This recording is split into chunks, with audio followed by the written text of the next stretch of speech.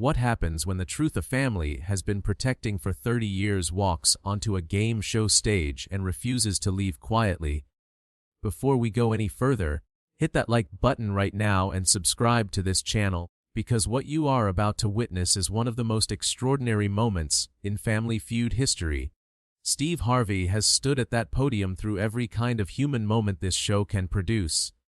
He has laughed, he has cried, he has marveled. But on one afternoon in the summer of 2024, something unfolded on his stage that he could not continue through. Not because he didn't want to.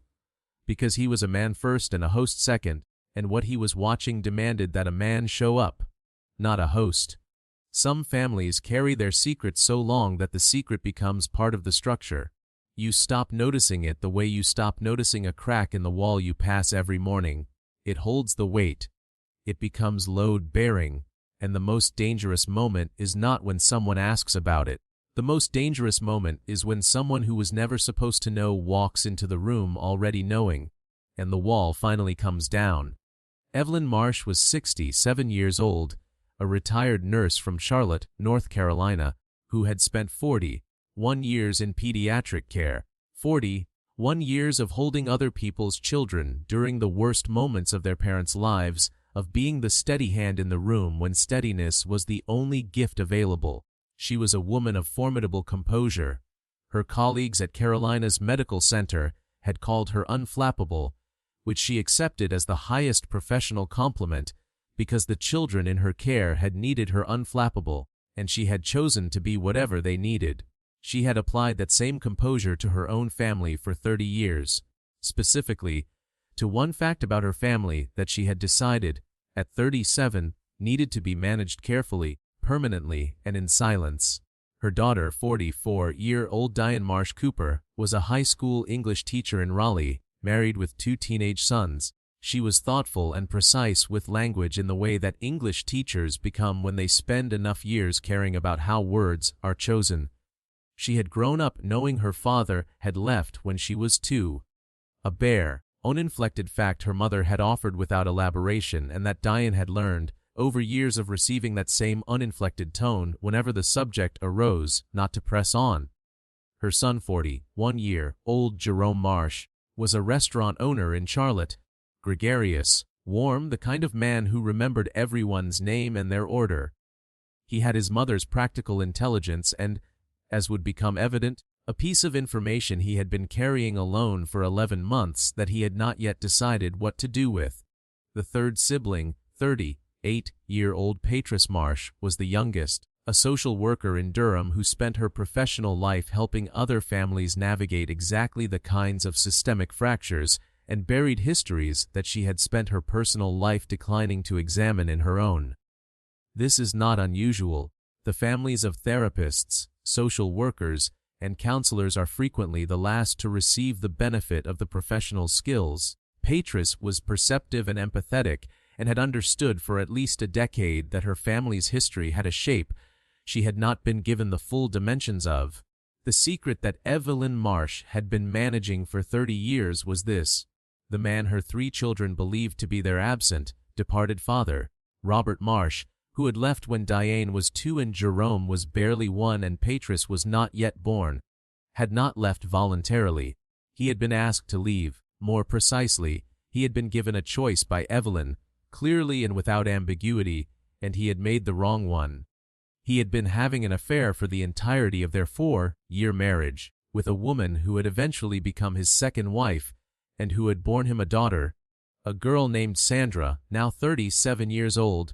11 months after Patrice was born, Evelyn had known about Sandra since before Patrice was born. She had chosen, at 37, in the particular crucible of early motherhood with 3 children under 5 and a marriage that had just revealed itself to be something other than what she had believed, to make a decision. She would raise her children. She would not poison them with her grief. She would tell them their father was gone, which was true. She would not tell them why, or what he had left for, or that somewhere in the world they had a half-sister who was growing up in the household their father had chosen over theirs. It was, by her own accounting years later, both the most protective decision she had ever made and the most consequential mistake. Jerome had found Sandra 11 months ago, not through a DNA test, not through a private investigator, but in the most ordinary possible way. He had been at a regional restaurant association conference in Greensboro, had been introduced to another attendee, and had looked at her face and felt the particular disorientation of recognizing someone you have never met. Sandra Carter, née Marsh, had her father's nose and her father's way of tilting her head when she listened to someone speak. Jerome had known within 20 minutes of conversation who she was. He had excused himself, gone to the bathroom, and stood at the sink for a long time. He had not told his mother. He had not told his sisters. He had exchanged contact information with Sandra and had spent 11 months in the impossible position of a man who knows something that belongs to his entire family but does not know how to return it. Patrice had organized the Family Feud appearance as a birthday gift for their mother.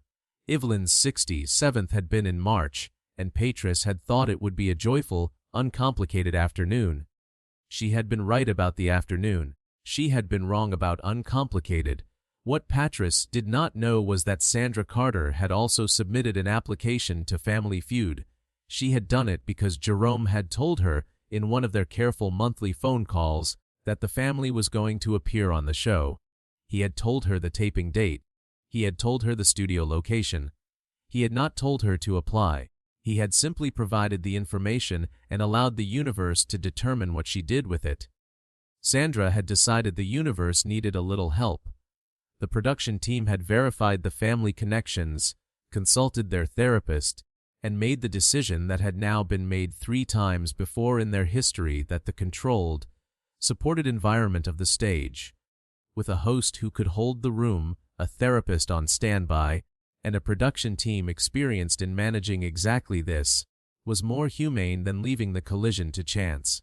Evelyn Marsh arrived at the studio on the morning of the taping wearing a pale green dress and her retirement watch and absolutely no idea what the day was about to ask of her. The green room on the Marsh side was warm and easy that morning. Evelyn was in excellent spirits, pleased with the occasion and characteristically composed. Jerome was quieter than usual, which his sisters attributed to the fact that he had driven from Charlotte that morning and was probably tired. Patrice was organized and cheerful in the way she always was when she had planned something she was proud of. Diane's teenage sons were examining the craft services table with the focused appreciation of adolescent boys who have discovered free food. Jerome knew what was coming. He sat in that green room with his coffee and his knowledge and said nothing, because he had been saying nothing for 11 months and had not yet found the day that felt right to stop. He understood, somewhere in the part of himself he had been avoiding, that he had handed the decision to Sandra and was now simply waiting for her to make it. On the other side of the building, Sandra Carter sat with her husband David and 2 cousins who had agreed to fill out the team. She was 44 years old, no, 37, 11 months younger than Patrice, and she had spent her childhood in a household defined by an absence she had been too young to understand, and a father who had eventually, in his final years before his death from cancer 6 years ago, told her the full story of his first family. He had told her the way people tell things when they no longer have the luxury of waiting for the right moment. He had told her their names. He had told her he was sorry. He had told her that if she ever wanted to find them, she should. She had waited 6 years. Then she had been introduced to Jerome at a conference, and the waiting had revealed itself as finished. Steve Harvey came out to the full warmth of a studio audience that had already decided it liked Evelyn Marsh, because Evelyn Marsh was the kind of woman that audiences decide they like within 30 seconds of her appearing. The retired pediatric nurse, the mother of 3, the 67-year-old in the pale green dress who accepted Steve's compliment on her outfit with the dry observation that she had owned it for 11 years and had been waiting for the right occasion. The audience laughed. Steve laughed. The morning felt exactly like what Patrice had intended it to be. The opposing team was introduced. Sandra Carter, her husband, her cousins. Warm applause. Standard introductions. Evelyn Marsh looked at Sandra Carter for the first time. The look lasted perhaps 4 seconds. It was the look of a woman whose composure was so deeply established that even the sudden recognition of something she had not expected produced no visible external response. Her expression did not change, her posture did not shift. 41 years of pediatric nursing had given her a face that could hold things. But Jerome was watching his mother, and he saw something in those 4 seconds that he had never seen in 67 years of knowing her face. A flicker, small and fast and immediately suppressed, the way you suppress a flinch when you have trained yourself not to flinch. He looked at his hands. Diane, standing beside her mother, had not registered anything. Patrice was checking something on her phone. The teenage boys were still thinking about the craft services table. The game began. It was, for approximately 12 minutes, a perfectly good game of Family Feud. Both teams were engaged, both played well, the audience was warm. And Steve Harvey was in the particular hosting register. He reaches when he genuinely likes the people in front of him, which he did. Evelyn answered one question with such confident speed that Steve made a joke about her studying in advance, and she told him she had not studied a day in her life and simply had excellent instincts, which the audience received as though she had said something profound. Jerome played mechanically. He answered when required, smiled when required, and spent the remainder of his attention on the opposite podium, where Sandra was competing with the focused, pleasant competence of a woman who was doing 2 things simultaneously, playing a game show and gathering the courage for what came after. The Marsh family won the main game. Steve Harvey moved toward the fast money podium. He looked at Evelyn, the natural choice, the matriarch, the woman the audience had already decided was their favorite person in the room. Jerome stepped forward. "Steve," he said, "before we do that, I need a minute." Steve Harvey stopped. He looked at Jerome with the expression he had now deployed several times in this particular kind of moment. Open, steady, already shifting out of host mode and into something more fundamental. "Take it," Steve said simply. Jerome turned to his mother. The green room composure that had carried Evelyn Marsh through the morning held for exactly 1 more second. Then she looked at her son's face and understood what was happening, and the composure became something different, still present, still vertical, but changed in quality from ease to effort. "Mom," Jerome said, "I met Sandra at a conference 11 months ago. I know who she is." He paused. "I think you do too." The studio went silent. Evelyn Marsh did not speak immediately. She was, visibly and privately, doing the thing she had done for 41 years at the bedside of frightened children and grief-stricken parents, finding the still point, the place from which to proceed. Diane turned to look at her mother, then at Jerome, then at the woman on the other side of the stage, whom she now looked at with fresh attention, the attention of a person who is rapidly revising an assumption. Patrice had gone completely still. Sandra Carter, across the stage, was holding her husband's hand with both of hers. She was looking at Evelyn, not with accusation, not with demand, with the particular, undefended openness of a person who has waited a very long time for a room to be ready for her and is not entirely sure, even now, that it is. Steve Harvey stood at the center of the stage and did not move and did not speak, because there are moments that require a host to become invisible, and this was one of them. Evelyn Marsh looked at Sandra Carter for a long time, not the 4-second flicker of recognition from the opening introductions. A full, unguarded look. The look of a woman setting down something she has been holding with both hands for 30 years. When she spoke, her voice was the voice she had used for 41 years in pediatric wards. Steady, clear, exactly as loud as it needed to be and no louder. "You have your father's nose," she said. Sandra's breath caught. "I am not going to pretend," Evelyn continued, "that I am surprised to see you. I recognized you the moment you were introduced. I have known about you since before you were born." She paused. "And I owe you, and my children, an explanation that is 30 years overdue." Diane sat down on the edge of the podium platform. Not dramatically, she simply needed to sit, and she sat. Patrice pressed both hands to her mouth. Jerome looked at the floor, then back up at his mother, with an expression that contained relief and grief, and the specific exhaustion of someone who has been carrying a shared weight alone and has finally been allowed to put it down in the room where it belongs. Evelyn told the truth. She told it the way she had always done the hardest things in her life, directly, without self-pity, and with the full acknowledgement that others had paid the cost of her choices. She told her children about the affair. She told them about Sandra. She told them that their father had made a choice, and that she had made a choice in response, and that her choice had seemed at 37, with 3 children under 5, like protection. And that she understood, standing here now at 67, that protection and truth are not always the same thing, and that she had let too many years pass before learning the difference. She looked at each of her children as she spoke. She did not look away from any of them. "I want you to know," she said, "that I believed I was doing right by you.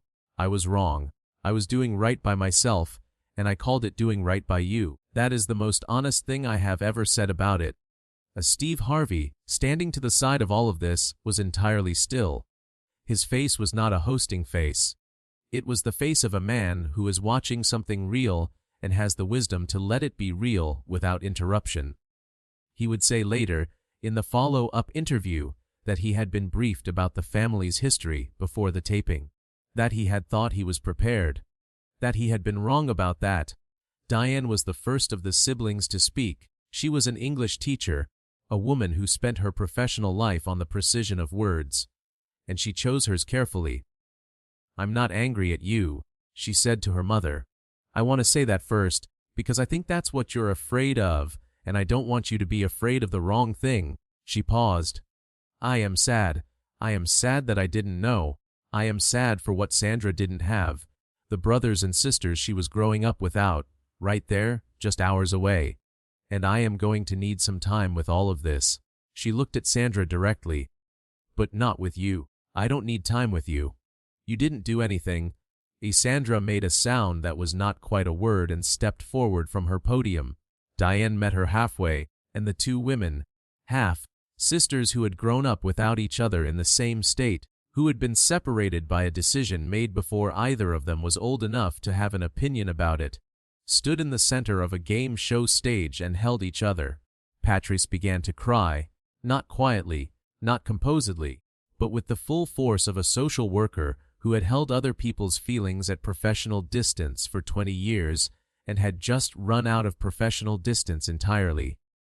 Jerome put his arm around his youngest sister. He did not say anything. He had been quiet for 11 months and he was comfortable with quiet. Steve Harvey walked slowly to the center of the stage.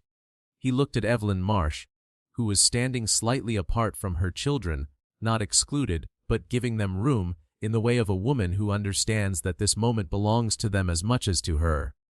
"Evelyn," he said, "I have been doing this show for a long time. I have seen a lot of things on this stage." He stopped. "I have never seen what you just did." Evelyn looked at him steadily. "You could have stayed quiet," Steve said.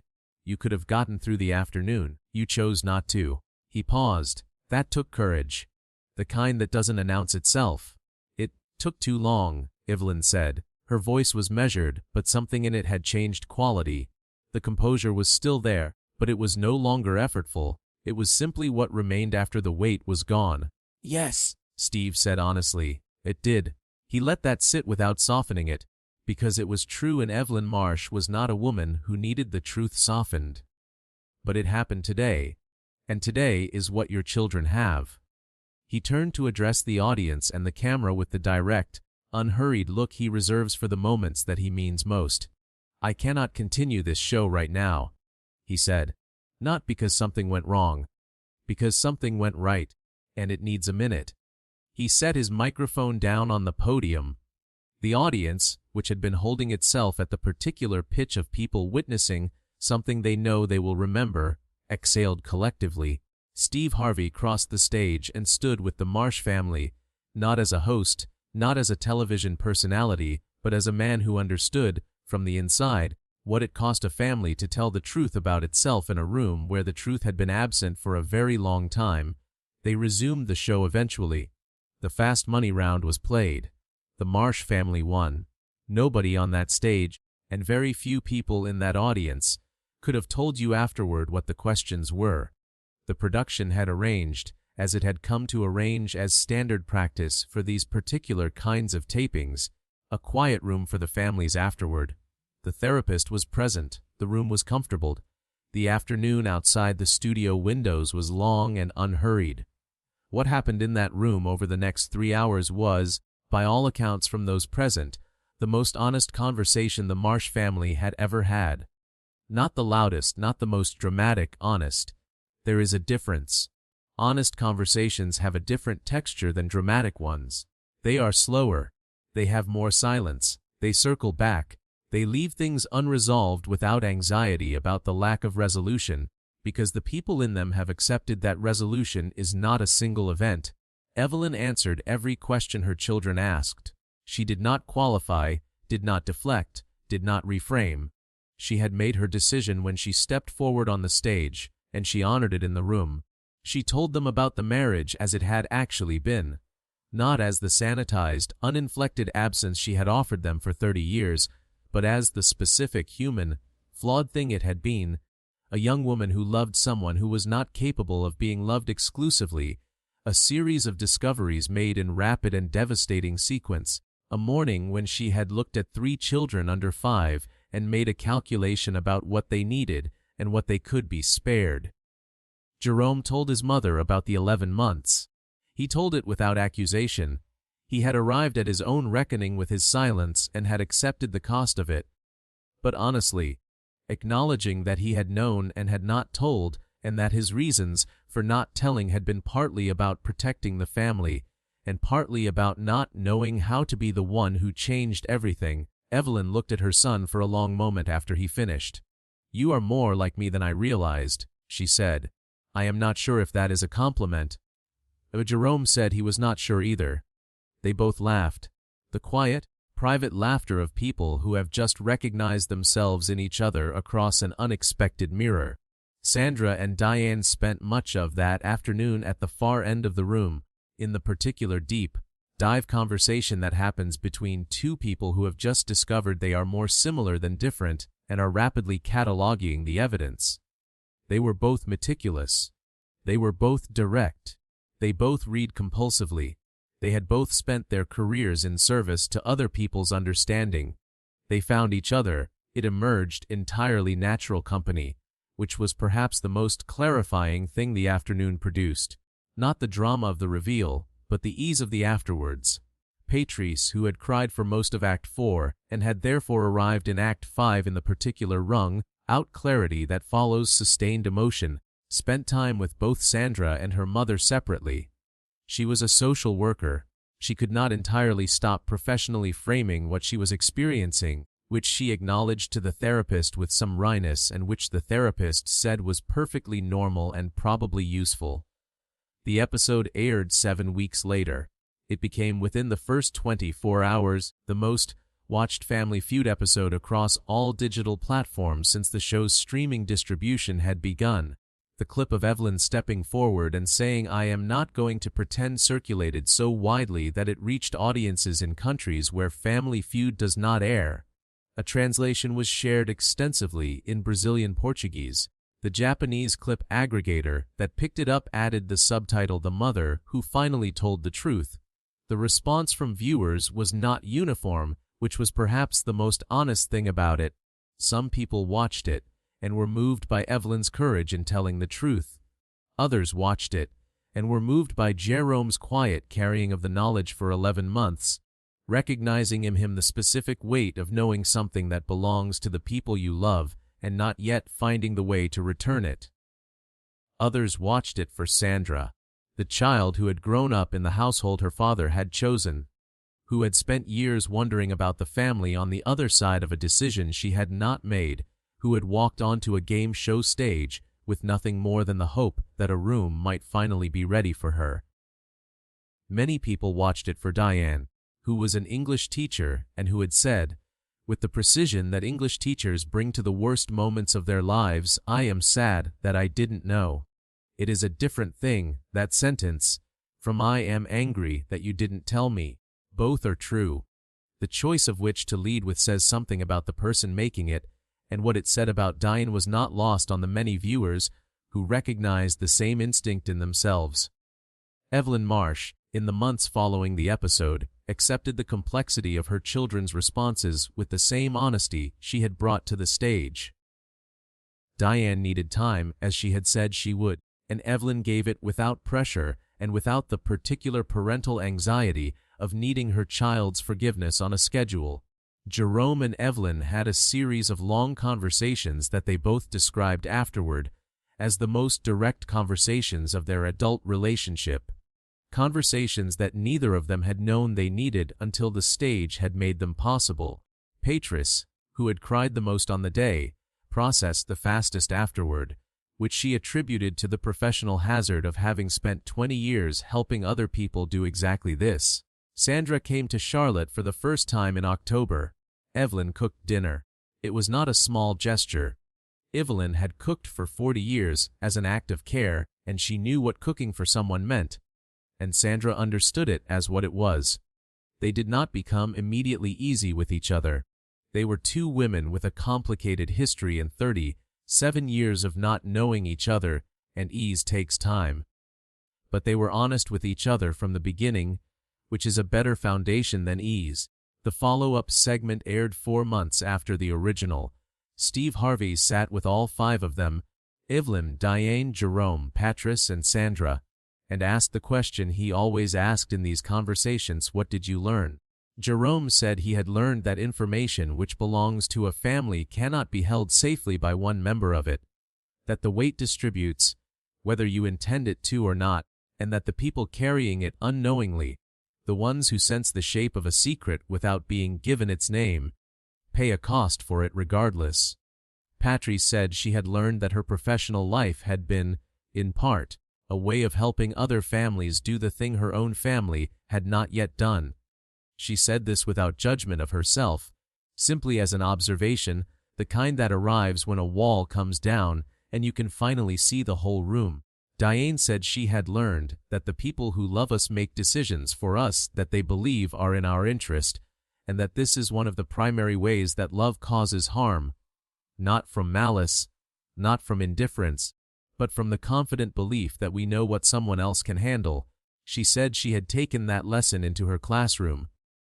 She said she told her students now, regularly and directly, that they were more capable of handling the truth than the adults in their lives gave them credit for. Sandra said she had learned that belonging is not cancelled by distance or silence, or the decisions of people who made them before you were old enough to have a vote, that the family she had wondered about for 37 years was real and specific and present, and had not required her to be anything other than exactly who she was.